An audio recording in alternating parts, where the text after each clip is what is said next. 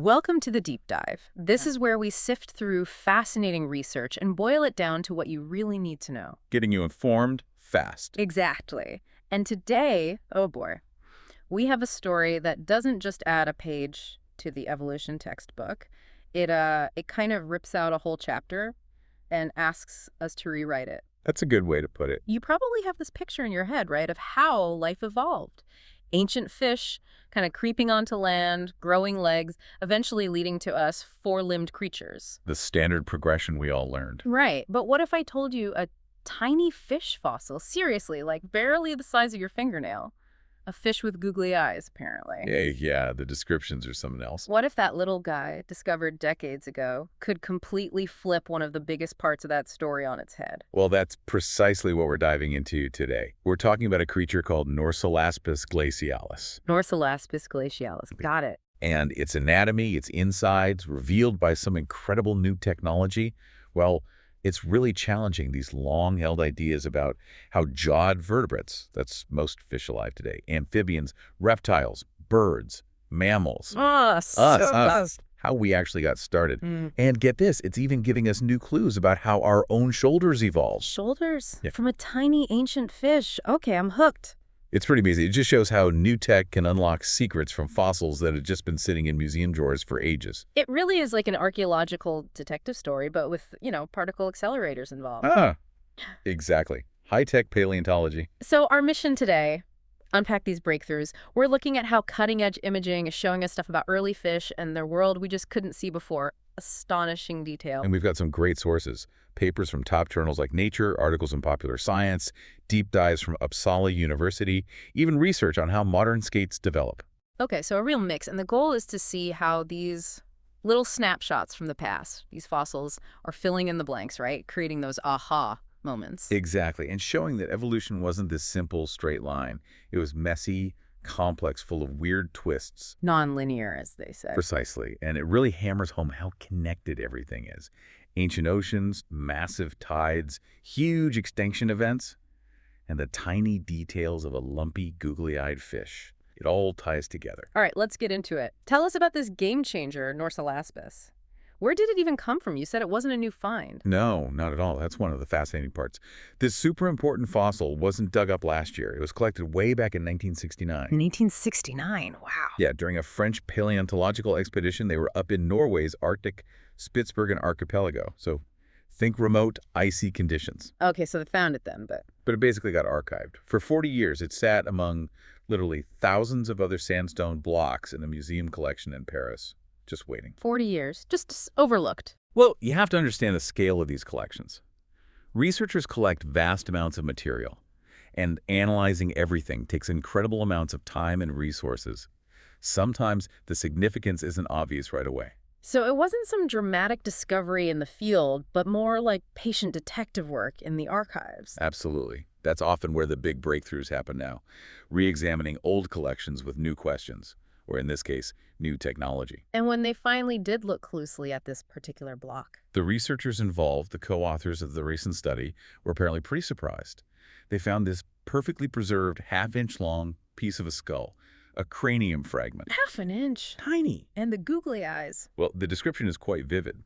Someone called it a googly-eyed mixture of a tadpole, a horseshoe crab, and Gary the snail from SpongeBob SquarePants. Okay, that's memorable. I can almost picture it. Lumpy and cartoonish, they said too. Yeah, lumpy and cartoonish looking. Yeah. Not exactly the heroic image of an evolutionary ancestor, maybe. Definitely not, but scientifically, what is it? Okay, despite the funny looks, it's firmly classified. It's an extinct, bony armored jawless fish, part of a group called the Osteostraci. Osteostraci, armored jawless fish. Okay, like little tanks? Sort of, yeah. They had these heavy head shields made of bone. And Norsolaspis specifically belongs to a lineage within that group called the Chiaraspidoidea. Right. And crucially, when was it swimming around? That's key. It's from the lower Devonian period, roughly 400 to 410 million years ago. The Devonian. That's a really important time, isn't it? The age of fishes? Exactly. A critical time for early vertebrate evolution and diversification. Things were really starting to get complex in the oceans. The basic blueprints for us, were being experimented with. Okay, so we have this tiny old, kind of weird-looking fossil head from a pivotal time. How did they get such amazing information out of it? You mentioned new tech. Right. This is where the revolution happens. Historically, looking inside fossils was tough. Really tough. I imagine you can't just, cut it open easily. Well, they kind of did, but very, very carefully. Pioneers like Eric Stencio and Philippe Janvier developed this technique called serial grinding. Serial grinding. Sounds destructive. It was painstakingly slow, too. You embed the fossil in resin, then grind away a super thin layer, maybe just a few microns thick. Wow. Then you draw or photograph that exposed surface. Mm. Then grind another layer, draw it, grind, draw, grind, draw. Hundreds, sometimes thousands of times. Oh my goodness. The patience required. Immense. But also you can see the problems. If the fossil had a crack or some damage, you might misinterpret that as an actual anatomical feature. Right, you might draw a crack and think it's a nerve canal or something. Exactly. And of course, once you ground it away, it was gone forever. No going back. So the Norsalaspis re-examination didn't use that? Nope. This was a complete paradigm shift. Mm. They sent the fossil without grinding it to Switzerland, to the Paul Scher Institute. Okay. What's special about that place? They have a synchrotron. Ah, the particle accelerator connection. Like a giant X-ray machine. Sort of, but way, way more powerful. Think of a massive ring where electrons are accelerated to near light speed. As they bend around corners, they throw off incredibly intense, focused beams of X-rays. Much stronger than a medical X-ray, I assume. Orders of magnitude stronger and much more precise. They used a technique called synchrotron-based X-ray microtomography, or SVCT for short. beauty. Okay, it's non-destructive. The X-ray beams pass through the fossil. Different materials inside the fossilized bone, the surrounding rock or sediment, any air pockets absorb or scatter the X-rays differently. Like a CT scan at the hospital, but on a fossil. Essentially, yes, but with far higher resolution. They rotate the fossil, take thousands of X-ray images from all angles, and then powerful computers reconstruct a full 3D digital model of the inside. And the resolution was tiny, right? Submicrometer? Exactly. Less than a thousandth of a millimeter. They can see incredibly fine details, structures that would have been utterly destroyed or invisible with grinding. And the results? You said jaw-dropping. That was the researchers' word. As they digitally sliced through the 3D model, they saw these delicate films of bone that enclosed the fish's organs with astonishing detail. Whoa. So like the outlines of where the organs used to be? Precisely, the ghosts of organs. Yeah. Impressions left in the bone showing the exact shape and location of the heart, major blood vessels, the brain, nerves branching out the inner ears, even tiny muscles that controlled the eyeballs. Eyeball muscles. On a 400-million-year-old fish fossil. That's insane. It created this exquisite digital atlas of its internal anatomy. They could know Norsalaspis in greater anatomical detail than many living fishes. Better than living fish. That just blows my mind. We know more about the inside of this extinct thing than some fish swimming around today. In some respects, yes, because of this level of preservation and the power of the scanning. It's like having the original blueprints. And this incredible detail helped correct old mistakes, right? Things they thought were features but were just damage. Absolutely crucial. Remember that serial grinding? Damage was a real issue. Earlier studies of Norsalaspis, likely based on older methods or less complete specimens, had suggested things like an endoskeletal joint in the pectoral fin attachment. Like a shoulder joint. Sort of, yeah.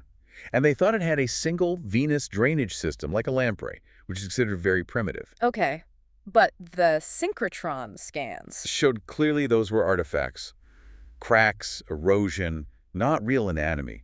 The scans proved those were an artifact of damage to the original specimen. So the tech allowed them to see past the damage. Exactly. And instead, it showed Norsalaspis had a fleshy base to its pectoral fin, more sophisticated. And here's a big one. It had paired common cardinal veins. Paired veins. Why is that significant? Because that's a derived condition. It's what you see in more advanced, later evolving vertebrates, including modern jawed fish. It's not the primitive state seen in lampreys. So this jawless fish had a circulatory feature previously thought to belong only to jawed fish. Pretty much.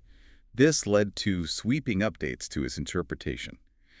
Norsalaspis turned out to be surprisingly jawed vertebrate-like and anatomically not as primitive as previously thought. Okay, this is clearly setting the stage for a major shakeup. It sounds like it's directly challenging that Jaws first idea you mentioned. It absolutely does. Let's talk about that standard theory.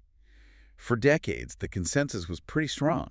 Jaws and teeth were the big innovation. The invention that changed everything for fish? Right. The idea was around 400 million years ago, jaws appear, fish can suddenly bite things effectively, they move up the water column, become dominant predators, and that kicks off the whole trajectory towards limbs, land, and eventually us. Jaws first, then everything else follows. It sounds logical. More food, more energy, more evolution. It does have a certain logic, and it had legs, as the saying goes.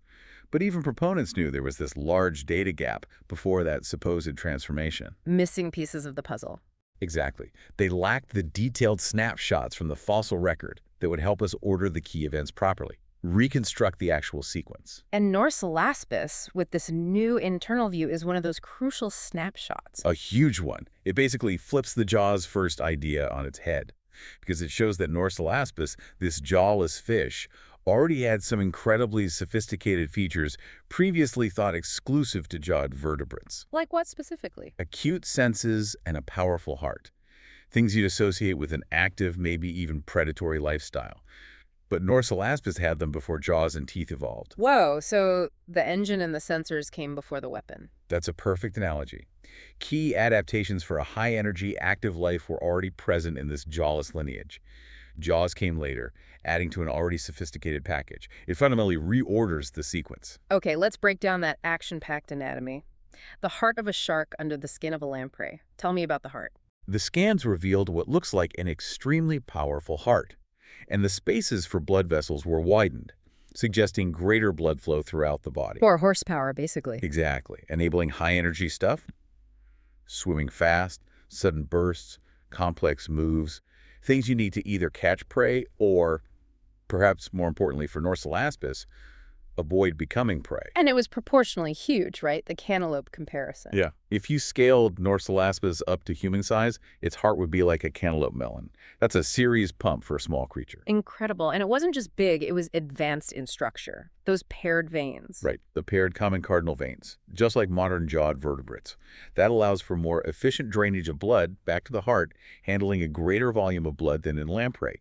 It supports a higher metabolism. A system built for performance. And there's more. They found evidence of a cardiac branch of the vagus nerve. The vagus nerve? That controls involuntary stuff, right? Like heart rate. Precisely. Having a dedicated branch suggests sophisticated control over the heart, the ability to fine-tune its activity, speed up for a burst, slow down to conserve energy. Again, characteristic of a more active, dynamic animal. Okay, so the engine is top-notch. What about the sensors? The avocado ears and extra eyeball muscles. Just as impressive. It had 7 tiny muscles controlling each eyeball. 7. We only have 6. Exactly. One more than humans. It implies extraordinary control over vision, maybe for tracking things very precisely or maintaining gaze while maneuvering rapidly. And the ears, or inner ears, I guess. Inner ears, yes. And they were comparatively gigantic, described as outsized. Proportionally, they took up about half the length of the entire brain case cavity. Half the brain case. Wow. Scaled up, each one would be the size of an avocado. These weren't just for hearing sound, but primarily for balance, sensing vibration, orientation, and acceleration. Crucial for navigating in 3D space, knowing which way is up, down, how fast you're turning. So incredible spatial awareness, like built-in gyroscopes. Very much so. And even these inner ears had specialized structures considered derived features of jawed vertebrate inner ears. Again, advanced traits in a jawless fish. It just keeps piling up. More complexity than expected. And it had those sensory fields on its head shield, too. Right. These osteostracans had complex patterns of pits and grooves on their bony head armor. These might have detected water vibrations, like a lateral line system in modern fish. Feeling movement nearby. Or maybe even generated weak electric fields to sense objects or navigate in murky water like some modern fish do. Whole suite of senses. So you put together this powerful heart, efficient circulation, super sensitive ears, precise vision, maybe electrical sense. What kind of lifestyle does that enable? It points to a fast-swimming, sensorily attuned lifestyle. The researchers called it something of a sport car among the generally sluggish, jawless fishes of its time. The Devonian sports car, I love it. Built for speed and agility, not just bumbling along the bottom. And it had the fins to match, right? Those tilted, paddle-like fins behind the gills. Yeah, tell me about those. They weren't just for steady swimming. Their shape and angle suggest they were specialized for making sudden stops, bursts, and turns. Quick changes in direction, rapid acceleration. Like Formula One cars needing wings for cornering.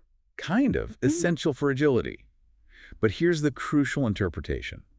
Given Northolaspis had no jaws or teeth for attacking prey, this whole action-packed A anatomy sports car package. likely evolved primarily for evading predators, not for hunting.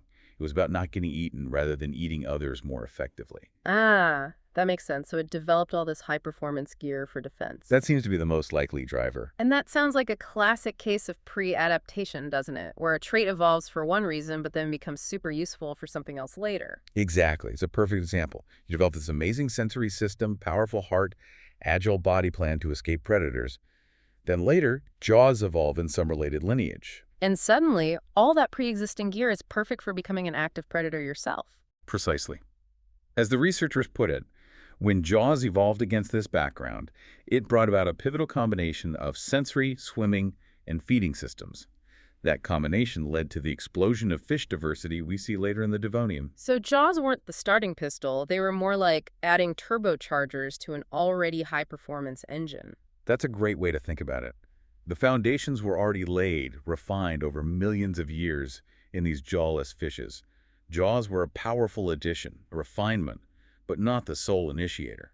It really changes the picture. It wasn't a simple climb from bottom feeder to apex predator. Not at all. It was complex, multi-stage, advantages accumulating incrementally. Northolaspis shows that beautifully. Which brings us to that idea of evolutionary mosaicism. It's like a mix and match of old and new features. Exactly. Northolaspis is a prime example. It has ancestral traits. It's jawless. It doesn't have a distinct neck connecting head and body. Its inner ear structure is fundamentally primitive in some ways, 2 canals. The old parts. Right. But then it has these derived advanced adaptations. The bony armor, those specialized agile fins, and the surprisingly modern heart and sensory systems. It's a mosaic. Yeah. Different parts evolving at different rates. It really forces us to rethink what primitive means. It doesn't necessarily mean simple or sluggish in all aspects. Not at all. These were highly adapted, successful animals in their own right. Okay, so Northolaspis rewrites the jaw story, but you also mention shoulders. How does this little fish connect to our shoulders? Yeah, this is another fascinating twist. The traditional view on how tetrapod shoulders and arms evolved, the structures that eventually allowed movement onto land, was that they came from modified gill structures. Like the bony arches supporting the gills somehow turned into shoulder bones? That was the long-held idea. It seemed plausible, given their position in the body. But the Northolaspis scans revealed something critical that challenges this. What did they find? They could trace the nerve pathways. And the nerve going to the shoulder region, controlling its pectoral fin, was completely separate from the nerve supplying the gills. Separate wiring. Exactly. In evolution, nerve pathways are quite conservative. If one structure evolved directly from another, you'd expect them to share, or have very closely related, nerve supplies. This separation is strong evidence against the shoulder simply being a modified gill arch. So, if not from gills, where did the shoulder come from? The new thinking, supported by this evidence, is that the shoulder evolved as a wholly new structure. It arose from a distinct developmental area, a separate embryonic patch, if you like. Okay, a separate origin, and that had consequences for necks. It seems so. This independent development of the shoulder region might have been what allowed for the evolution of a distinct neck in jawed vertebrates. Think about primitive fish. The head is basically fused to the body. Right, no neck, like a torpedo. But in jawed vertebrates, including us, a neck separates the head from the torso, allowing much more head mobility. This theory suggests the independent shoulder development created the anatomical space or possibility for that neck to evolve. And where does Northolaspis fit in this head-shoulder-neck story? Didn't have a neck, right? Correct. It seems to be in a transitional state. Its head is directly attached to its shoulder region, almost like, as one researcher put it, if our arms were sticking out behind their cheeks. Weird image. But the key is that the structures at that interface, the inner ears, the shoulder itself supporting those agile fins, the powerful heart nearby, were already highly developed and integrated. They were enhanced for sensing and moving effectively. So the junction box was already souped up, even without a distinct neck. Exactly. This pre-existing sophistication at the head-trunk boundary likely provided the foundation, the anatomical toolkit, that later allowed a muscular neck to evolve in the jawed lineage. The neck wasn't built from scratch. It capitalized on these earlier enhancements. Wow, okay, this connects to a bigger picture, doesn't it? This whole period, the Devonian, seems like a time of major evolutionary acceleration. You mentioned the Necton Revolution. Yes, paleontologists like Christian Klug proposed this idea. The lineage Norsolaspis belongs to seems to have arisen right in the middle of this Nekton revolution. Nekton. That means actively swimming animals in the open water, right? As opposed to bottom dwellers. Precisely. This was a major ecological shift.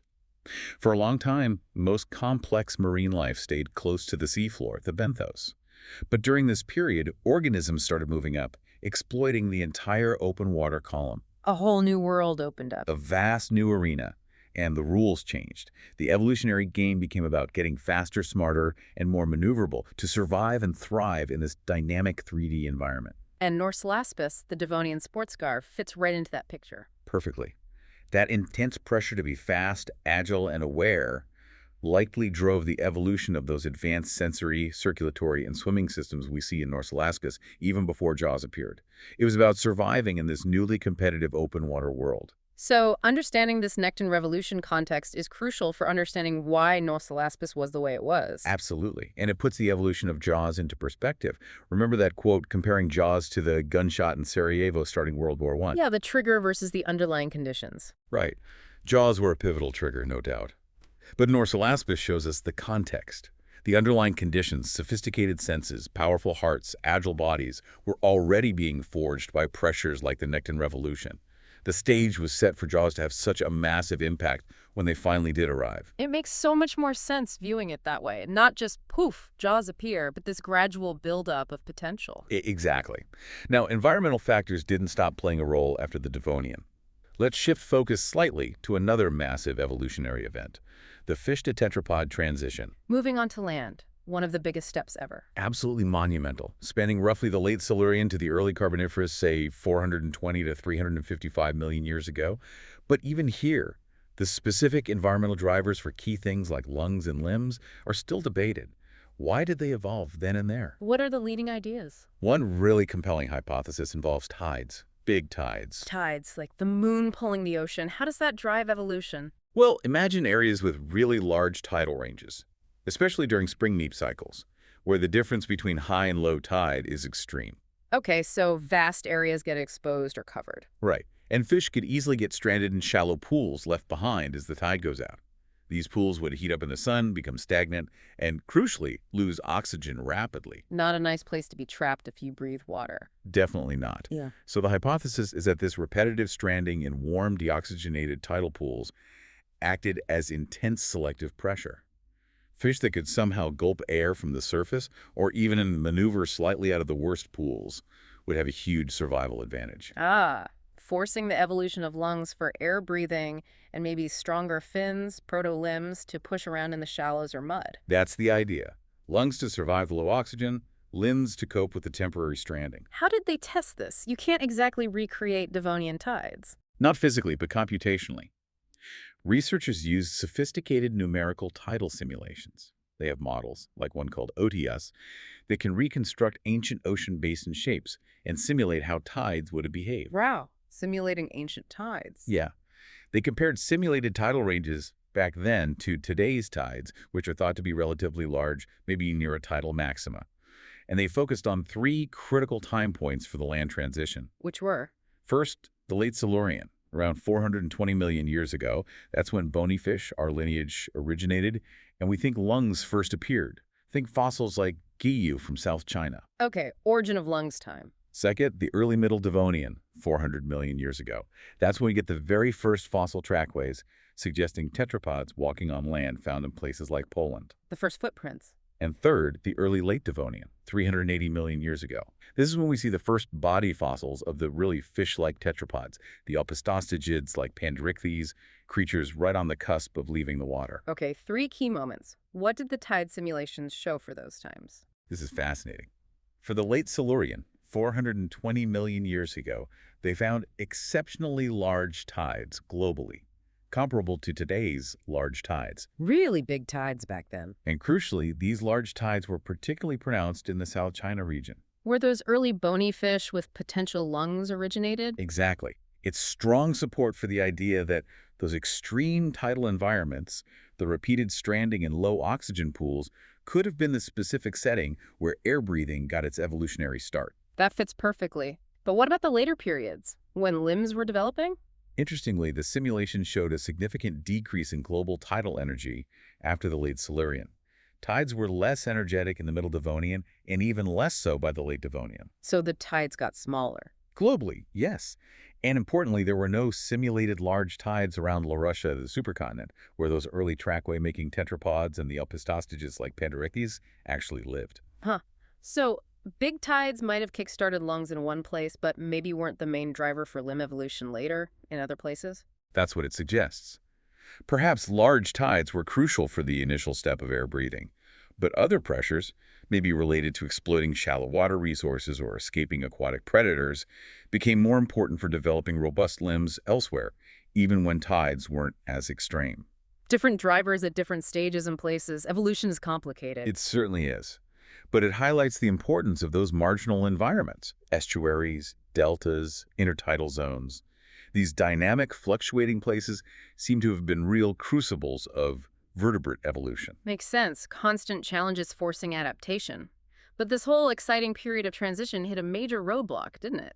The end Devonian extinction. Yes, the Devonian Carboniferous boundary, around 359 million years ago, was marked by a truly tumultuous period, including the Hagenberg extinction event. This was one of the big five mass extinctions in Earth's history. Up there with the dinosaur extinction. In terms of the percentage of life wiped out, particularly among jawed vertebrates, yes, it was comparable in severity to the end Cretaceous event and the even bigger end Permian Great Dying. What kind of impact did it have? Catastrophic. It led to the complete collapse of ecosystems like the vast Archaeopteryx forests, the dominant trees of the time, and the demise of extensive coral reef systems, which took millions of years to recover. And it happened in stages, affecting sea then land. That's right. It seems to have been a phased crisis. Marine environments were hit hard first, with widespread anoxia, lack of oxygen, leading to the formation of black shales in the geological record. Then terrestrial ecosystems suffered major blows. What caused it all, do we know? It was likely complex. A combination of factors is suspected. Massive volcanic eruptions releasing greenhouse gases and altering climate, the resulting ocean anoxia, possibly glaciation and sea level changes, maybe even extraterrestrial triggers like asteroid impacts or nearby supernovas have been proposed. A perfect storm of environmental disasters. A really rough time to be alive. And what happened to the tetrapods, the creatures just starting to explore land during this chaos? That's one of the biggest mysteries surrounding this event. There's this infamous gap in the fossil record right after the extinction, lasting for about 20 million years into the following period, the Carboniferous. Romer's Gap. Exactly, named after Yeah. Alfred Romer. There's a real paucity in the tetrapod body fossil record during this time. We just don't find many skeletons of land vertebrates. Why? Did they nearly go extinct, or are we just not finding the fossils? That's the million-dollar question. Was it a genuine lull in tetrapod evolution, or is it a preservation issue, a sampling bias? New finds are slowly starting to chip away at the gap, but it still makes understanding how tetrapods weathered the extinction storm really difficult. Which makes places where you do find fossils spanning that boundary incredibly important, like East Greenland. Critically important. The Celsius Beard Group in East Greenland is world famous for this reason. It preserves amazing Devonian tetrapods like Ichthyostega and Canthostega. They're the best understood early tetrapods because the fossils are so complete and numerous there. Okay. And within that group? There are two specific rock formations that are key. The Stenthew-Bjerg Formation gives us the youngest known Devonian tetrapod fossils right before the extinction. And the Obroch-Bjerg Formation gives us the earliest Carboniferous fossil assemblage right after the extinction. So you have rocks from just before and just after in the same place. Exactly. And crucially, these are terrestrial deposits, recording life on land spanning that vital DC boundary. It's a unique window into Romer's Gap. And guess what technology they're using to study these formations now? Let me guess. Synchrotron microtomography. Bingo! And not just on bones this time. They're using it to look inside. Coprolites. Fossilized poop. Yep. Turns out ancient droppings are incredibly valuable. They used to be kind of ignored, didn't they? Paleontologists wanted the bones. Oh, a long time, yeah. But they're increasingly recognized as miniature conservat lauder state. Meaning sites of exceptional preservation. Exactly. Coprolites give you direct evidence of what an animal was eating. Its diet, its position in the food web, trophic dynamics. Who ate whom? Right. And sometimes they reveal cryptic fauna animals that weren't preserved as body fossils.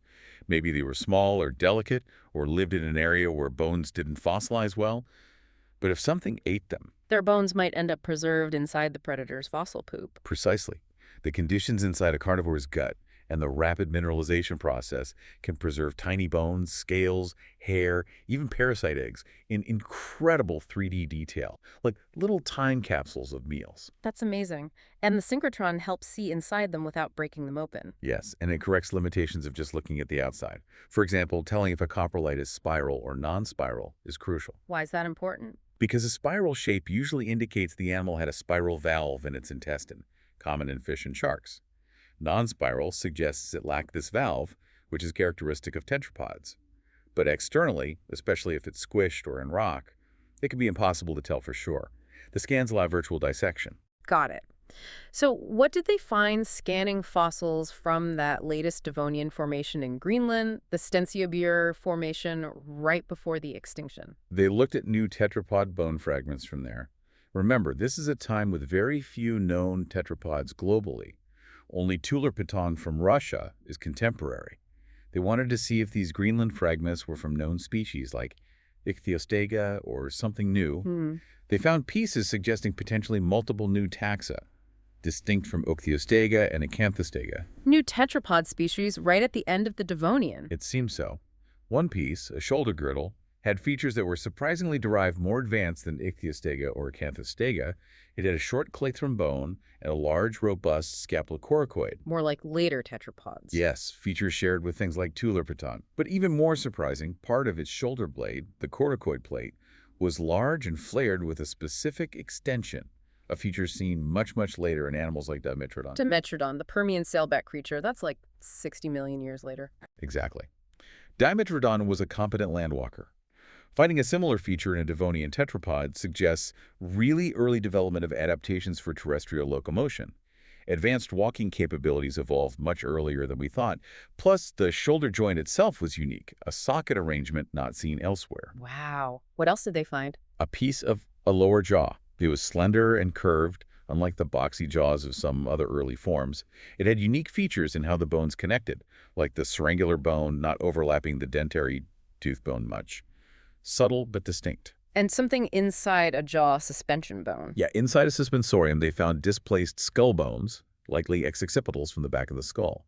And amazingly, an acanthodian spine, a spine from one of those extinct spiny fish, Gray remains. suggesting it was part of the feeding apparatus. So taken together, these three finds, shoulder, jaw, suspensorium, all have unique features. They don't match known Greenland species. Right. It strongly suggests they represent more than one new tetrapod taxa. This bumps up the known diversity of Devonian tetrapods in East Greenland significantly. It was already the richest site, and now it's even richer. Which argues against Romer's Gap being a real absence of animals, right? It suggests they were there, we just need to find them. Precisely. It points towards it being a sampling bias. The animals were likely there, but finding their fossils is the challenge. Okay, now let's jump across the extinction boundary to that earliest Carboniferous formation, the Abruzzo-Bjerg, the Black Shale Lake deposit. Initially, it looked pretty empty, right? Very sparse. Based on body fossils, they only found 3 types of fish skeletons. It suggested a really low-diversity ecosystem struggling to recover right after the Hagenberg extinction. A bleak picture. But they also found coprolites there, lots of them. Yes, a large collection. Some were quite big, and people speculated they might be from tetrapods, but it was just speculation based on size. Until they scanned them. Exactly. Using synchrotron scanning, they looked inside. And instead of just 3 types of animals reflected in the body fossils, the coprolites revealed 8 distinct morphotype groups. 8 types of poop versus 3 types of fish skeletons. Correct. It immediately showed the body fossil record was drastically underrepresenting the actual diversity. There was a cryptic fauna living in that lake, revealed only by their droppings. It also suggested the lake wasn't isolated, but part of a larger open system. And did they confirm tetrapods were there? The non-spiral poop? Yes. A key finding was identifying large, clearly non-spiral coprolites, morphotype A. As we discussed at this time, tetrapods were probably the only vertebrates around lacking that spiral gut valve. So non-spiral poop means tetrapod presence. It strongly infers it. Finding these non-spiral coprolites provides direct evidence for tetrapods living in this ecosystem immediately after the Hagenberg extinction, even though no tetrapod bones have been found in that specific formation yet. More evidence chipping away at Romer's Gap is just a sampling issue. Tetrapods survived the extinction and were active right away. It certainly looks that way. And the stuff inside the coprolites was even more revealing. Better preserved than the bones. Often, yes. The rapid mineralization protected inclusions beautifully. One large coprolite was particularly amazing. It contained skull bones from a predatory ray-finned fish that was not the common Cuniognathus. So, a new predatory fish taxon for the lake. Okay, another hidden species revealed. But even more excitingly, the same coprolite contained two small lower jaw fragments and other bits clearly attributable to a small tetrapod. Whoa, tetrapod bones inside a coprolite from a time and place with no tetrapod body fossils? Exactly. Direct evidence of a small tetrapod species living and being eaten in this post-extinction lake. So the coprolites revealed two entirely new taxas, a predatory fish, and a small tetrapod completely missed by the body fossil record. That's incredible. What did this tell them about the food web? It allowed them to reconstruct it. Tetrapods, likely multiple types based on coprolite sizes in the new bone find, and cartilaginous fish, sharks, were the apex predators. Tetrapods seem to be eating mostly the small fish, Cuniognathus, and sometimes the spiny shark, acanthodes. The sharks seem to be specializing on acanthodes. So a complex, functioning food web right after the extinction. That's the implication. The diversity revealed by the coprolites, including these new taxa and the apex predators, points away from a struggling, low-diversity ecosystem. Instead, it suggests a stable and productive ecosystem dominated by active predation, with at least 8 taxas, including 2 tetrapods. It looks like a surprisingly rapid recovery of the terrestrial-linked ecosystem in East Greenland. That completely changes the narrative of post-extinction recovery. Much more resilient and dynamic than we thought. Absolutely. The power of looking inside fossil poop. Yeah. Now let's make one more pivot, back to the question of jaw origins, but this time looking at evidence from living animals, specifically skates, and a weird little structure called the pseudobranch. Okay, pseudobranch, fake gill. We touched on this. It's behind the jaw in most fish. Right, often inside that little hole behind the eye called the spiracle. And the classical view for a very long time was that it's a vestige, a remnant. A leftover from when the jaw arch itself used to bear gills. Exactly. The idea was the mandibular arch, the first arch forming the jaw, was ancestrally gill-bearing. And the pseudobranch is the tiny evolutionary echo of that gill. Made sense. But it got challenged. It did. More recently, some scientists proposed alternative ideas. Maybe the jaw evolved differently from a gill-less structure. In that view, the pseudobranch wasn't related to the jaw arch's ancestral gill. So where did they think it came from? They proposed it might be derived from the next arch back, the hyoid arch, and serve some other function, maybe chemical sensing, not breathing. And the evidence for challenging the classical view was puzzling features, like nerve supply and blood flow. Right. The pseudobranch is usually innervated by the facial nerve, associated with the hyoid arch, not the trigeminal nerve, mandibular arch. Yeah. That seemed wrong. And it typically receives oxygenated blood, not deoxygenated blood, like respiratory gills. That also seemed weird if it was a remnant gill. Okay, valid puzzles. How did the new skate study address this? They went straight to the source. Embryonic development in the little skate, Leucoraja arenacea. Using histology, gene expression analysis, and cell tracking, they watched exactly how the pseudobranch formed. And what did they see? Unequivocally, the skate pseudobranch develops from the mandibular arch. It arises from a specific patch of cells expressing a gene called FOXL2 on the back edge of the jaw arch. Exactly like how the real gill filaments develop from similar FOXL2 patches on the hyoid and subsequent gill arches. The developmental blueprint is the same, originating from the jaw arch. Precisely. Direct embryonic evidence showing it's mandibular, not hyoid. That undercuts a major part of the challenge to the classical view. Okay, but what about the functions and those weird fissures? They looked at that too. They found the skate pseudobranch contains specialized cells, neuroepithelial cells, NECs, that says low oxygen and chemical cues. Okay, so it has a sensory function. Yes, but crucially, these NECs express specific marker proteins, serotonin SV2, that are also found in the NECs of true gill lamellae, in bony fish and even jawless fish. It suggests this chemosensory function is ancient and shared between pseudobranches and gills, not evidence of a separate origin. Ah, so the function is actually another link to gills, not proof against it. Exactly. Plus, they found the pseudobranch expresses key regulatory genes, HIF2A, GATA2, GATA3, GCM2, that are also active in gills, involved in things like calcium balance, similar to our own parathyroid gland function. More shared machinery. What about the oxygenated blood supply? If it's not breathing, how is it gill-like? Great question.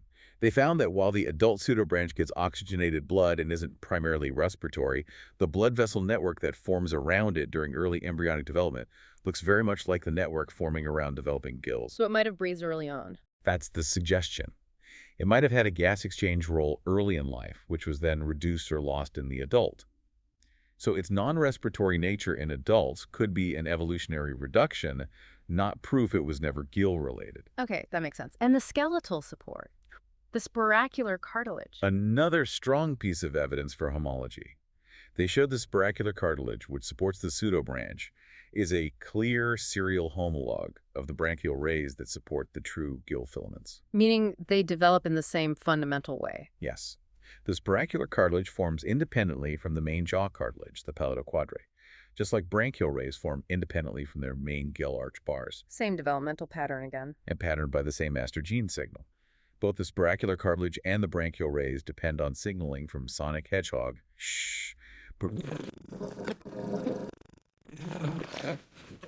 epithelial ridge if they blocked signaling. Both structures failed to form properly.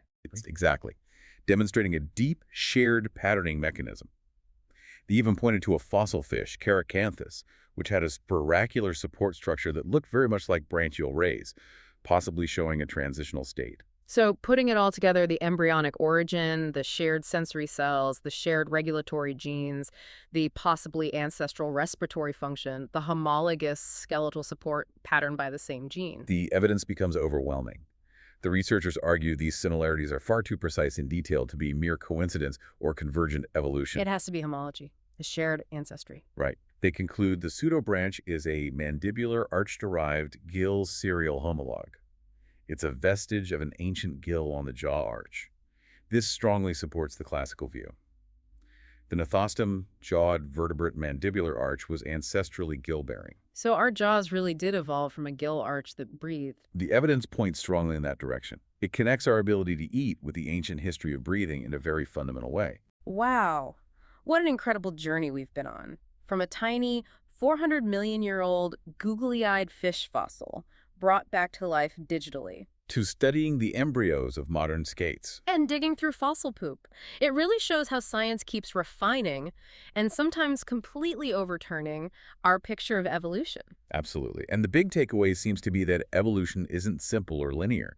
Features like jaws, powerful hearts, complex senses, even our shoulders, they emerge through this messy mosaic process. Pre-adaptation, repurposing, building on what was already there. Exactly. Features evolving for one reason, like escaping predators, become the foundation for something completely new, like becoming a predator, once another innovation like Jaws comes along, especially during dynamic times like that Devonian-Necton revolution. And the technology is just driving so much of this new understanding, isn't it? Synchrotron scanning feels like a superpower for paleontologists. It truly is transformative. Seeing inside these fossils with such clarity, non-destructively, reveals details we could only dream of before. It corrects old mistakes, fills in those crucial data gaps, and just provides so much richer information. Those snapshots are becoming high-definition movies now. A great way to put it. So what's the final thought for everyone listening? What should we take away from all this? Well, I think it's a powerful reminder that evolution is an ongoing process, and the echoes of the deep past are still with us, even within us. Structures that seem minor or vestigial, like that fish pseudobranch, can hold clues to huge evolutionary transitions. Linking us directly back to those ancient, sometimes weird-looking ancestors like Norselaspas. Absolutely. And it challenges that old view of primitive life being simple. Mm. Norselaspas was incredibly sophisticated for its time, highly adapted. The journey to today's biodiversity wasn't a straight march to complexity.